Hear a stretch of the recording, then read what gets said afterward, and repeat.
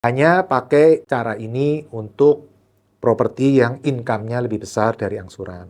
Jangan dipakai untuk properti yang income-nya lebih kecil dari angsuran, apalagi kredit untuk spekulasi, teman-teman. Contoh-contoh spekulasi, beli investasi bodong, ya kan? Untuk berjudi. Judi itu banyak loh, teman-teman. Ada yang judi beneran, ada yang kelihatannya investasi padahal itu judi.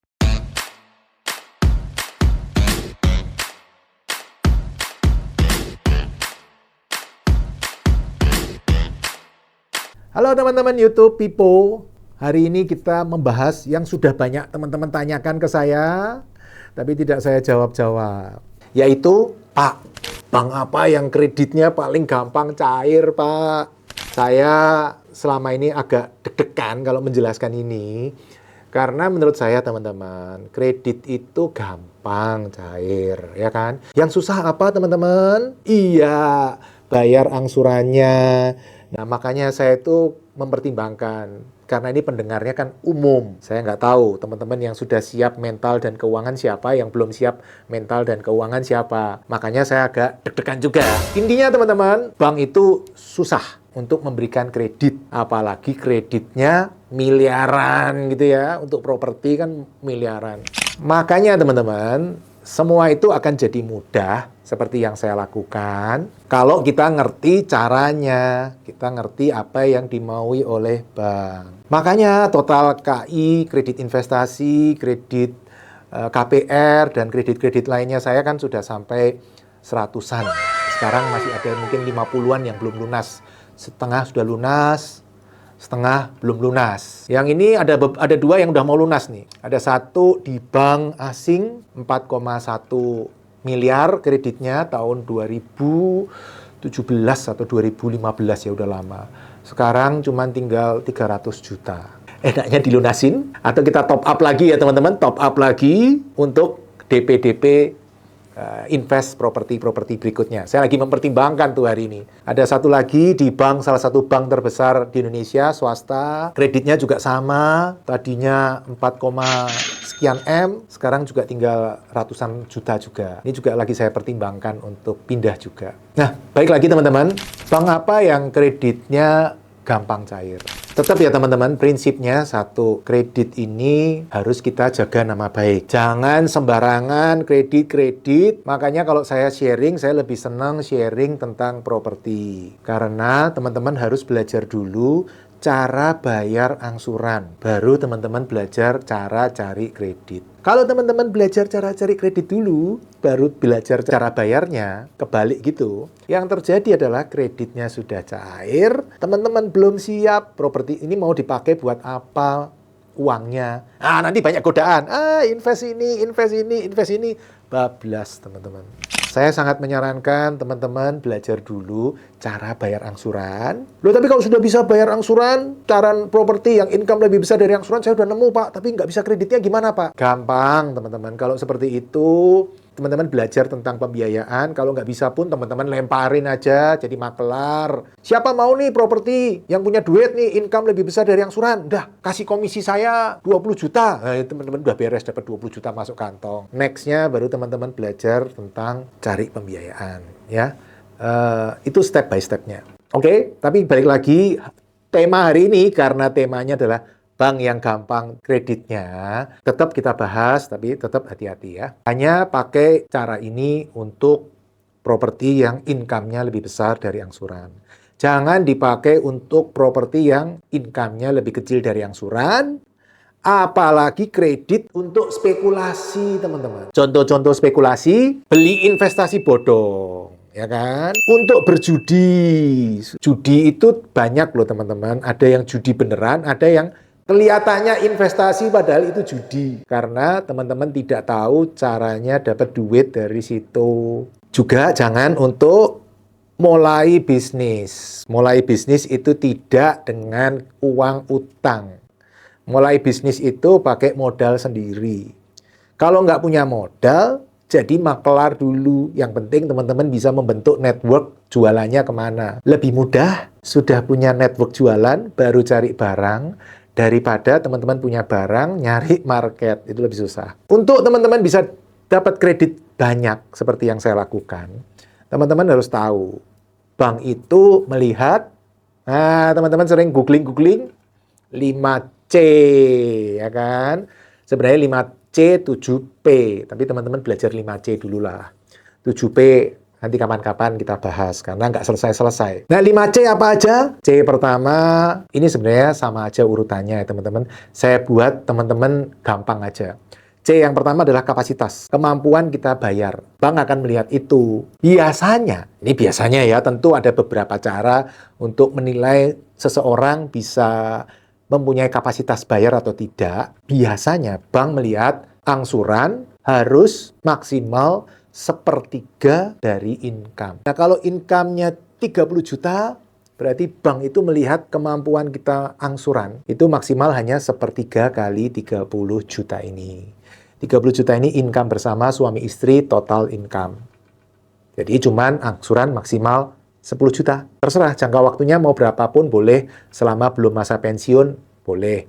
Jadi kalau umur 25 ya bisa kredit 30 tahun karena sampai 55 masih oke. Tapi kalau orang yang sudah umurnya 40, pensiun diperkirakan umur 55, ya maksimal kredit cuma 15 tahun. Nah, itu C yang pertama, kapasitas. Tentu ada banyak cara ya teman-teman.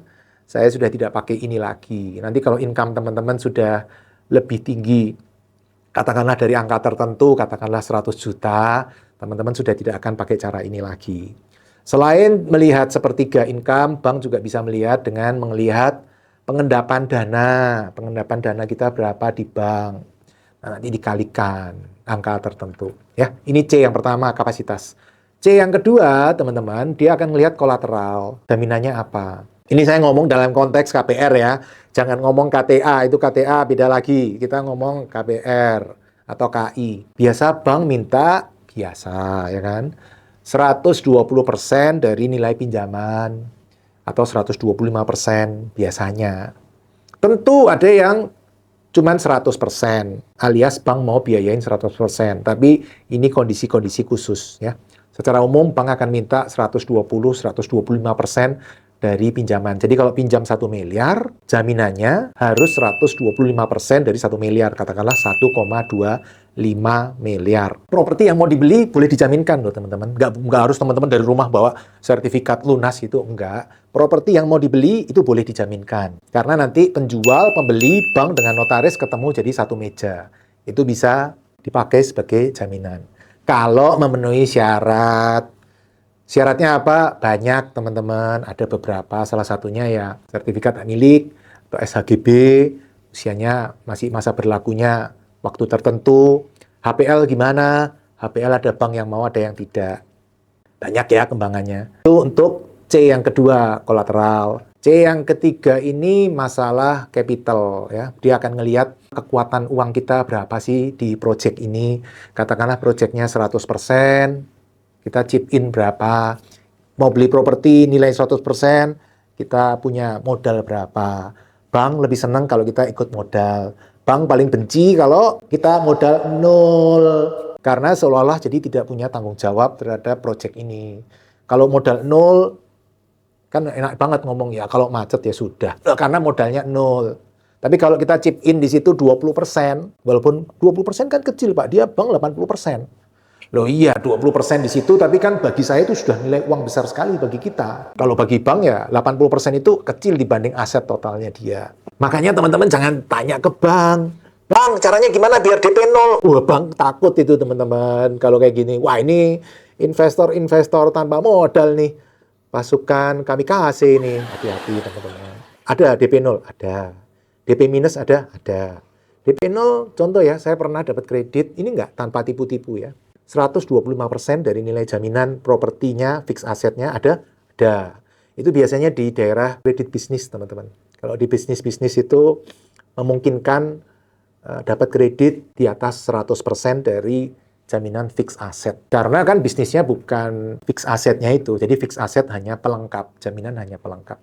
Jaminan bisa digantikan yang lain. Contohnya stok barang, invoice ke klien, surat perintah kerja dari klien, itu juga bisa dijaminkan kalau di bisnis. C yang pertama, kapasitas. bayar, yang kedua kolateral, jaminan, yang ketiga capital, modal kita, yang keempat karakter.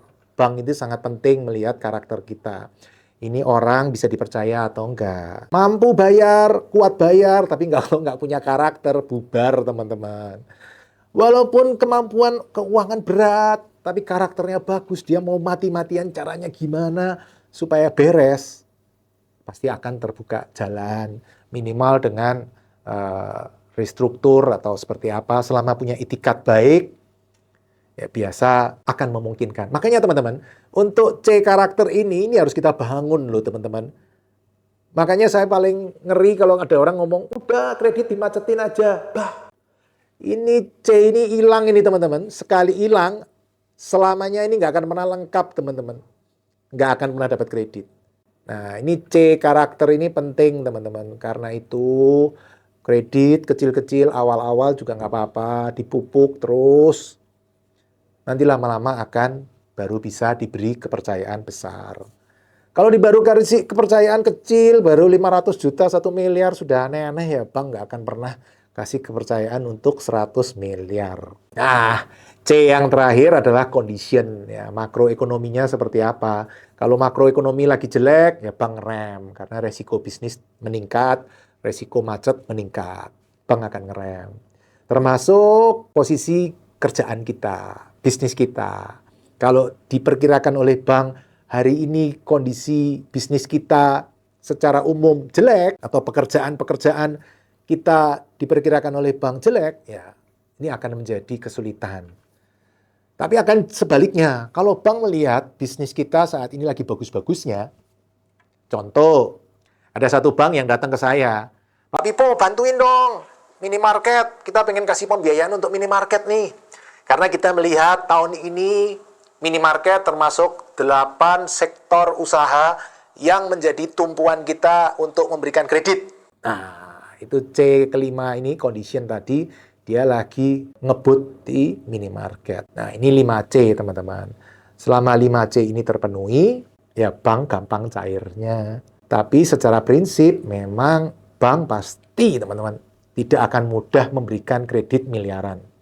Karena berkaitan dengan faktor resiko. Dan untuk teman-teman, saya titip pesan, kita baru bisa dikasih kepercayaan besar, kalau kepercayaan kecil beres. Makanya nama baik nomor 1. Nama baik itu adalah aset yang tidak bisa dinilai dengan uang, tidak bisa dibeli. Harus dipupuk supaya bank percaya ke kita. Nah, sharingnya seperti itu teman-teman untuk bank yang gampang cairnya. Teman-teman nanti tulis di komen ada pengalaman apa tentang kredit. Siapa tahu saya terinspirasi untuk membahas di episode-episode berikutnya. Dan teman-teman juga bisa share video ini untuk teman-teman yang lagi cari kredit supaya mereka lebih mudah memahami maunya bank itu seperti apa. Oke, selamat berinvestasi. Salam Passive Income Property. Terima kasih telah mengikuti video hingga selesai. Untuk yang belum subscribe, ayo subscribe channel Pipo Hargianto dan klik lonceng notifikasi untuk mengikuti video-video selanjutnya. Teman-teman juga bisa mengikuti seminar-seminar gratis yang saya bagikan. Silakan daftar melalui nomor berikut.